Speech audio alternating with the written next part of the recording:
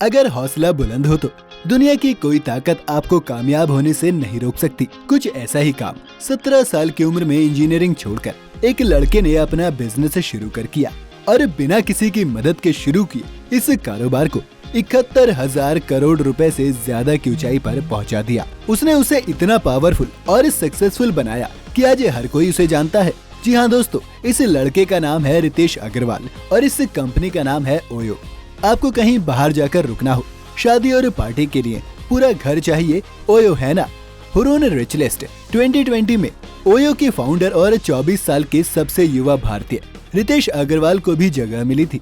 उनकी net worth 110 crore dollar यानी करीब 8,000 करोड़ रुपए है।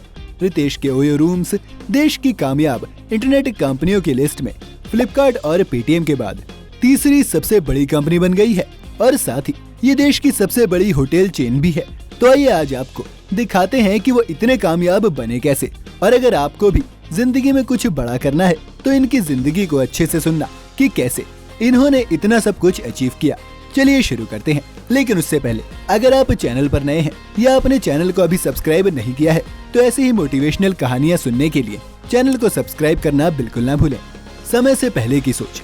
रितेश अग्रवाल ने ओयो रूम्स जैसे कारोबार की स्थापना उस वक्त में की जब दूसरे लोग इस बारे में सोच भी नहीं पा रहे थे। होटल बुकिंग के लिए सॉफ्टवेयर बनाने की वजह से ओयो के माध्यम से लोगों को अपना पसंदीदा होटल एक उचित कीमत पर पाने का मौका मिला। रितेश अग्रवाल कहते हैं कि उनकी सफलता आसान नहीं है। यहाँ तक कि रितेश अग्रवाल को तो अपनी कारोबारी क्षमता पर भी शुरू से भरोसा नहीं था। पढ़ाई में नहीं, बिजनेस में था मन।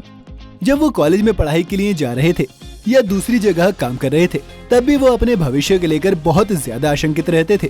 इसके बाद एक झटके में उन्होंने ओयो रूम्स जैसे कारोबार की शुरुआत कर दी। रितेश ने कहा कि अगर मैं पढ़ाई करता तो मुझे पता था कि मैं अच्छा नहीं कर पाता।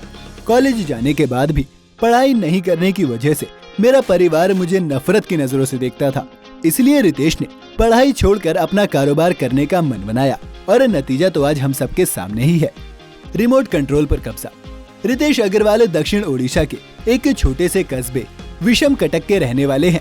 ये नक्सली गतिविधियों के लिए बदनाम इलाका है। रितेश टीवी के रिमोट पर अपना कंट्रोल रखने की इच्छा की वजह से ओयो रूम्स की शुरुआत करने के लिए प्रेरित हुए थे।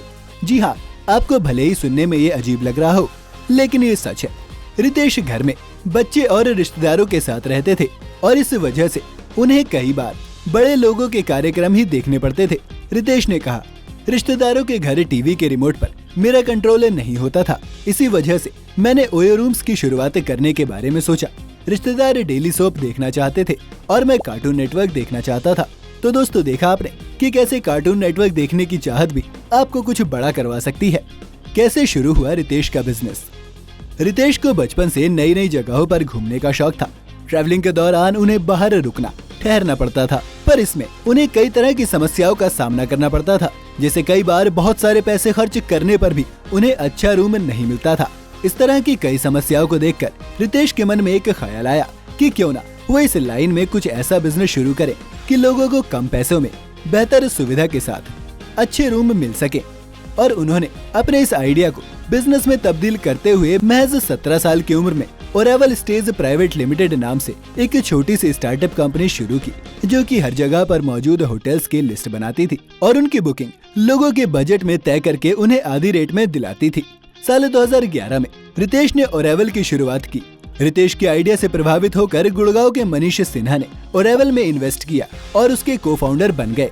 फिर 2012 में ओरेवल को आर्थिक मजबूती मिली जब देश के पहले एंजल आधारित startup accelerator venture nursery angel से उन्हें बुनियादी पूंजी प्राप्त हुई।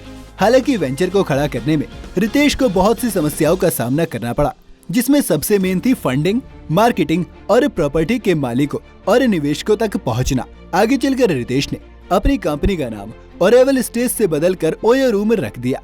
बिना किसी की मदद से शुरू किए इस कारोबार ओयो को रितेश ने 80,000 करोड़ रुपए से ज्यादा की ऊंचाई पर पहुंचा दिया है। हुरून रिच लिस्ट 2020 में ओयो के फाउंडर और 24 साल के सबसे युवा भारतीय रितेश अग्रवाल को भी जगह मिली थी। Ritesh Agarwal IIM, IIT, HBS और आईवी लीग्स में पढ़े लोगों की टीम का नेतृत्व करने वाले एकमात्र ड्रॉप आउट है। बिल गेट्स से मिली प्रेरणा। रितेश अग्रवाल ने बिल गेट्स और ओला कैब्स के को फाउंडर और साथी ड्रॉप आउट भावेश अग्रवाल से प्रेरणा ली है। ओयो ने चीन में अपनी सेवाएं लॉन्च की थी। ये एक भारतीय कंज्यूमर टेक्नोलॉजी कंपनी का काफी दुर्लभ उदाहरण है जो दुनिया की दूसरी सबसे बड़ी अर्थव्यवस्था में बिजनेस कर रही है। साल 2012 में रितेश ने ओरेवल स्टेज नाम की एक ऑनलाइन रूम बुकिंग करने की कंपनी खोली, जिसका उद्देश्य लोगों को कम दाम में अच्छे रूम दिलवाना था। कड़ी मेहनत के लिए हुए तैयार। दोस्तों, ओयो रूम्स के संस्थापक रितेश अग्रवाल ने कहा कि ओयो वेंचर के सफल होने से पहले उन्हें 6 बार असफलता हाथ लग चुकी थी। रितेश ने कहा, अगर आप असफल नहीं होते तो आप कड़ी मेहनत करने के लिए तैयार नहीं हो सकते। दक्षिण ओडिशा में रितेश का परिवार एक छोटी सी दुकान चलाता था। रितेश अग्रवाल अगर अपने लिए कोई दूसरा काम पसंद नहीं करते तो उन्हें भी उस दुकान पर ही बैठना पड़ता, इसलिए उन्होंने कुछ अलग करने का फैसला किया।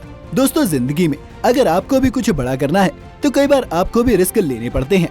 वक्त से आगे की एक और छलांग।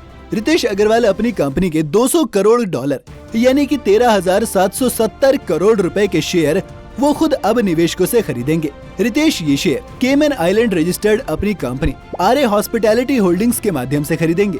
इसके लिए आर्य हॉस्पिटैलिटी होल्डिंग्स ने कंपनी की शुरुआती निवेशकों से शेयर बायबैक करने का समझौता किया है। इसके बाद अग्रवाल की कंपनी में हिस्सेदारी 3 गुना बढ़कर करीब 30% हो जाएगी। फिलहाल कंपनी में उनकी हिस्सेदारी 9 से 10% है।